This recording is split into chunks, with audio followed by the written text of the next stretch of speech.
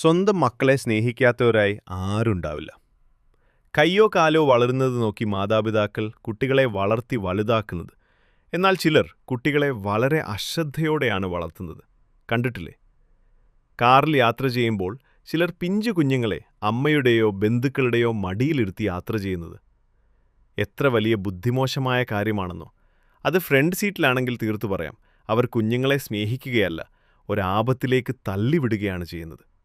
ജീവനാപത്ത് വരെ സംഭവിക്കാനുള്ള വളരെ കുറ്റകരമായൊരു പ്രവണയാണത്. ഒന്നുകിൽ അവർ മക്കളെ സ്നേഹിക്കുന്നില്ല, അല്ലെങ്കിൽ വിവരം ലവലേശം പോലുമില്ലാത്ത മാതാപിതാക്കൾ.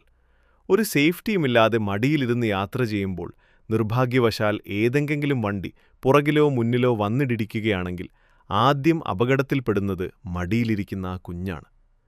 പുറകിലാണ് വണ്ടി ഇടിക്കുന്നതെങ്കിൽ കുട്ടി ഗ്ലാസ് തകർത്ത് പുറത്തേക്ക് തെറിച്ചു വീഴും. അത് മുന്നിലാണെങ്കിൽ ഡാഷ്ബോർഡിൽ തലയടിക്കുകയോ എയർബാഗ് എക്സ്പ്ലോഷനായി കുട്ടി അപകടത്തിൽപ്പെടുകയോ ചെയ്യാം.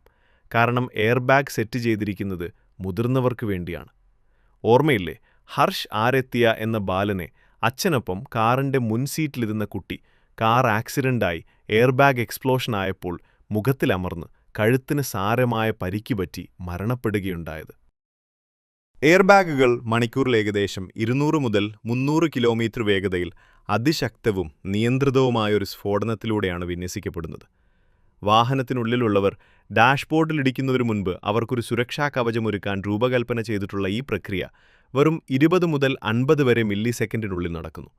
അതായത് മനുഷ്യനേത്രങ്ങൾക്ക് കാണാൻ കഴിയുന്നതിനേക്കാൾ വേഗത്തിൽ ഇത് സംഭവിക്കുന്നു.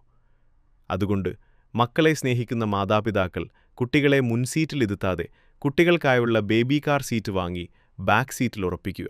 ഭാവിയുടെ വാഗ്ദാനങ്ങളെ അലക്ഷ്യമായി വളർത്താതെ സ്നേഹത്തോടെ ചേർത്ത് പിടിക്കുക. Safety first.